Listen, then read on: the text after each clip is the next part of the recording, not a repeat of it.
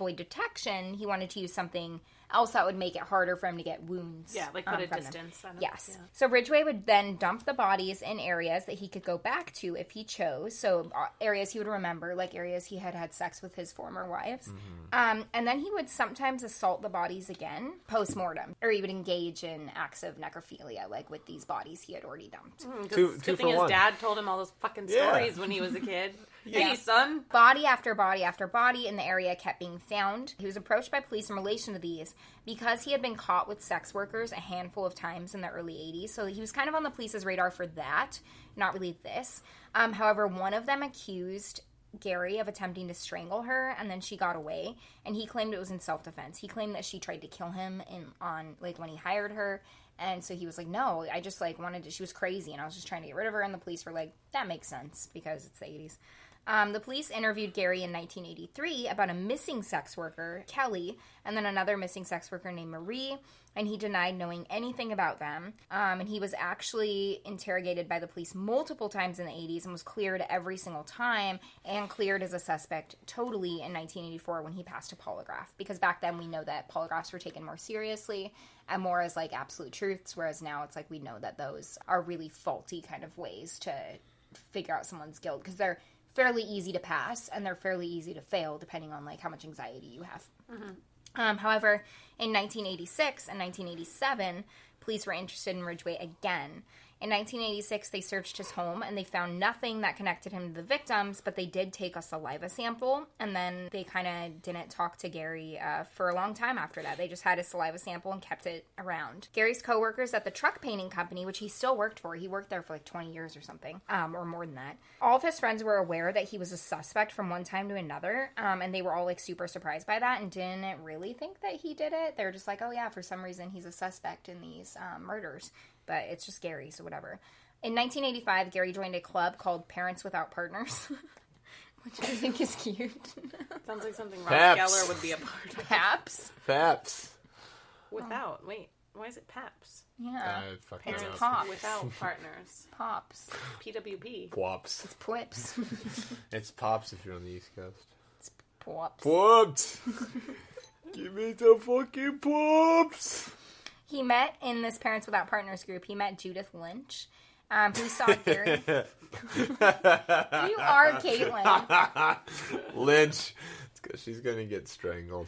She is not. Oh, man. That would have been good if she did. These are real people again. This is not a made-up story. It's Evan forgets that these are people. It's not like when you're watching Jurassic Park and you can be like, I hope the dinosaur eets that fucking guy. These are real people. All right. You hauled me on here. I have to deal with my feelings somehow. I have to deal with my feelings about this. It's gallows humor. Okay. It's scuttlebutt humor. Fuck off. So he met Judith Lynch. Use it the goddamn right way. I'm going to quit Scuttlebutton. Well, morale is faltering, so I suppose we have scuttlebutted correctly. Judith saw Gary as really gentle and responsible. You misjudged that one, honey. Yeah, she did. Judith also did one thing that Claudia and Marcia, his former wives, did not do. She respected and admired Gary's mother. She was all about Mary Rita.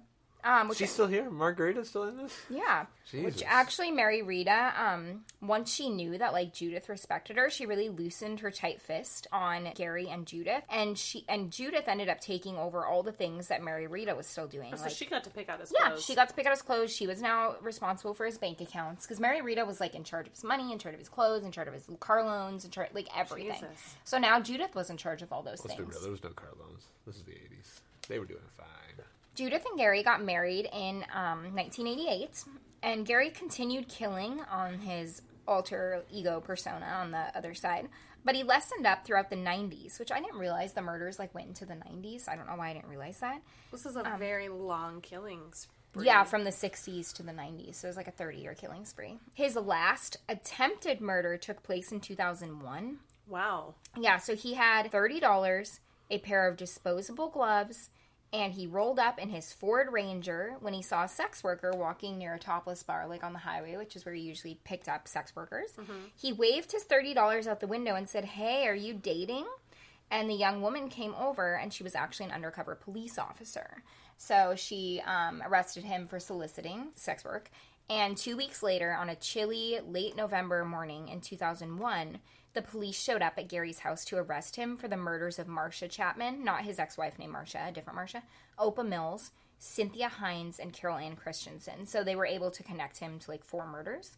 And this was all based on DNA evidence from the saliva sample they had taken 14 years earlier. So they kept that. Wow. And they finally tested it. Yeah. Mm-hmm. Well, and when science had improved enough for them to be able to test that. Yeah. So before they couldn't even test it. Judith, his wife, had no idea at all that he had this hidden life. And in fact, she thought he was the perfect husband. She was hysterical. And she was also convinced that they had the wrong guy. She's like, there's no way Gary did this.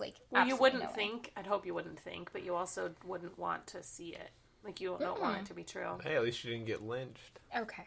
But After 2 years of awaiting trial and preparation, Gary finally confessed to 49 murders. Ooh. In order to escape the death penalty. So if he didn't say that he had done it, he was going to get tried for the death What penalty. state? This was in Washington State. Was 49 the number that he was like, yeah, I killed 49 people? He confessed to 49, and that's how many bodies they found. Okay. But later he confesses to, I think, 71. But they think that it was probably 90. Yeah. He's probably losing track. Yeah, he's definitely losing track. For sure. On December 18th of 2003, again, didn't realize this wasn't Not that long that long ago. ago. Not even 20 years ago. Which is weird to think 2003 was almost 20 years ago. It's not almost 20 years ago. Chill out. That's 15. 16. Which is almost 20. Easy.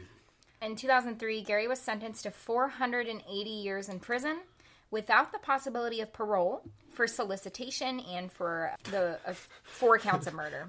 I threw that little solicitation in there. Yeah, they're like, we're going to get you for this too. Judith was still visiting him in prison because, again, he didn't confess until right before when he did for the plea bargain. He confessed, and then Judith cut off all contact with him and was terribly disgusted with him. And what's really sad is she then became addicted to wine and pain pills and just became an alcoholic, and it took her a long time to recover from that, obviously. Gary is 70 years old now, and he is at the Washington State Penitentiary in Walla Walla, Washington, which, holla to Walla, because my grandma used to live there and I went there a lot, where he's in solitary confinement, which I didn't realize they put him in solitary, which... what else are you going to do to him? Well, I don't believe in solitary, but yeah, if he was in a danger to someone, or... I don't either, but this asshole killed almost 100 people, if not more. I feel like yeah. he deserves to if rot anyone, in a box. Yeah, rot in a box. Lose his mind very He slowly. deserves to rot in a scuttlebutt. Yeah, shove him in there. Get him out. He gets 1 hour of time outside of solitary confinement, 4 days a week, so he gets 4 hours a week outside. He ended up confessing to 71 murders throughout his era in prison. However, it is believed he could be responsible for upwards of 90 murders, and he is currently the most prolific serial killer in U.S. history that we know of. Only 49 women were directly linked to Gary and have been found in the entire victim count, so the rest are missing women. So he never killed a man? No. Well, he stabbed a 6-year-old boy, but the boy survived when he was in high school. So, but no, he never killed a man. He probably has no fucking idea how many people he killed. Yeah, he's like, I don't know, it was 70 or something. He probably just went every evening after work. And what's sad is the Seattle area is huge for sex work and trafficking. So it's there are tons and tons of victims that you can pick from if you're crazy like that. Especially in the 70s and 80s. Oh, yeah. And the hitchhiking that happened then and the runaways in the 70s and 80s. He probably could have killed someone, every day if he wanted to. Yeah. It's just absurd. But yeah, that's the crazy tale of the Green River Killer. Oh, Evan, what did you think? He whacked some people? Yeah. Evan's falling apart. He doesn't like to sit on the floor. Which No. is, you might think podcasting's glamorous, but alas, we're sitting on the floor. No, we sit on the I don't floor think- looking like homeless people, drinking beer out of wine glasses. Around a 100-year-old sewing stool. Yeah, this is an That's antique. true. This thing is... We prop...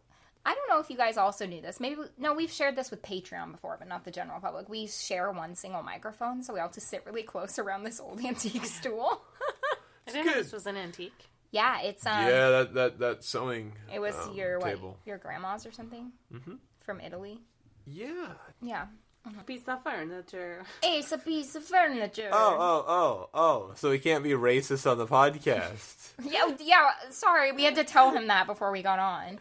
No, you didn't listen to the episode where we talked about the pasta. I did. I've heard chunks of a ton of these. As soon as you get into the actual true crime, then I'm like, Oh, so you listened to the monologue in the beginning? Yeah. Monologue, quote unquote. But then once we get to the killing, Yeah, That's where fair. you leave. yeah, pretty much. Yeah. That's fair. Yeah. There's some ones that get me. So- I'm waiting for airplane I hope none of murders. them get you.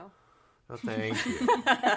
He's waiting for he's waiting for airplane murders. Yeah, that'd be fun. Evan, do you want to tell us a funny story of something that happened to you I mean, recently? nobody ever tells a good funny story when somebody's like, tell us a funny story. We Well- do every week. What's something that happened to you this week that you're okay with the public knowing?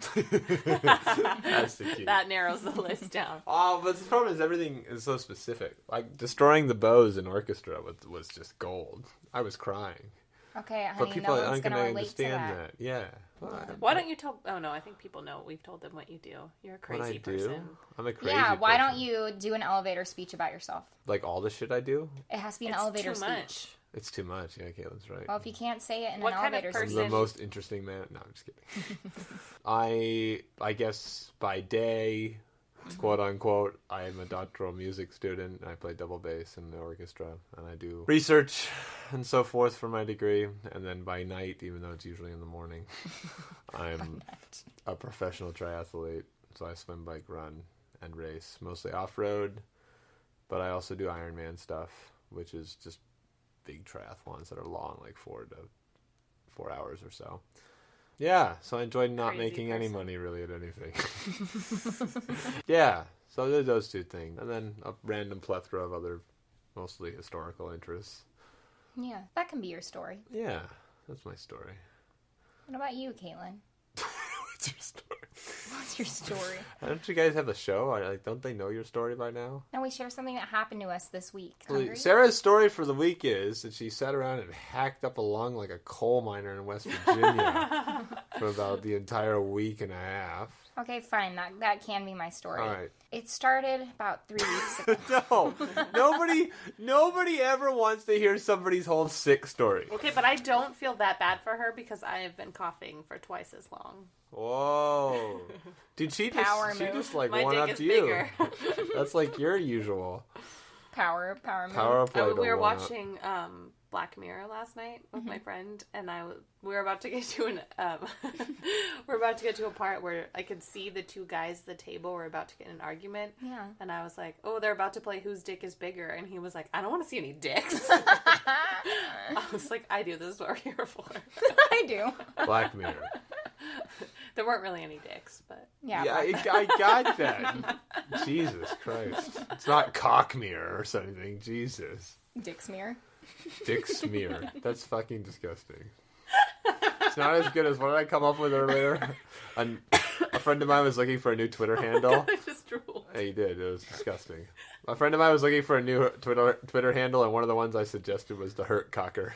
Name of your next sex tape. The Hunt for Red Cocktober. I was talking to someone the other day about what our porn names would be, and he yeah. said The Rod Father. Wait, what is your porn name? It's your first street you lived on and your first pet. No, it's your first pet and then the first street you lived I on. don't want that. Well, what is it? My first pet was a hamster. Oh, what was his name? What was his name? Okay, his name was Hammy, but not. Oh, give me your street name! No! Give me the street name! I have to explain. It wasn't Hammy because he was a hamster, which people assume. Okay. I'm not that lazy. His name was Hammy because he was the color of ham. Okay, but that doesn't matter. I want to know the porn name. Tell me the street! The first street I lived on? Yeah. Alderney. Hammy the... Hammy Alderney. You didn't remember it. Hammy Alderney. Hammy Alderney? Hammy on her knees, I think is what we're going with. Hammy Alderney's. Ooh. Mine is Coco, California. Which is horrible. That's better. Mine's Duffy Sandusky. Even if I go with my dog, it's Gwenny, which isn't that much Ooh. better. Gwenny than- Alderneys? You do look like a Gwenny Alderneys. You What look the like a fuck? Coco, California. No. What does a Coco, California look like? You. Not you. That's a compliment. Jesus. I would I just feel like add somebody that- named Coco California is like blonde and stupid. What are your guys' porn names? What's yours? They can't Evan? answer. Oh, yeah, yours is Duffy. Duffy Sandusky. Yeah. They can answer. They can put it in the comments below. We post this on Patreon. Oh, yeah. Evan doesn't know how any of this works. That's not true. Okay, do you That's have mostly true. do you have a joke for us? Not appropriate for a podcast. Well, what is Why? it? No, I don't know. Oh, Do you want to hear a joke about potassium? yes. Okay. It blows up in water. Okay, what? Okay. Oh, wait. No, I messed it up. Do you want to hear a joke about bananas? Jesus Yes. Christ almighty. Okay. Because K's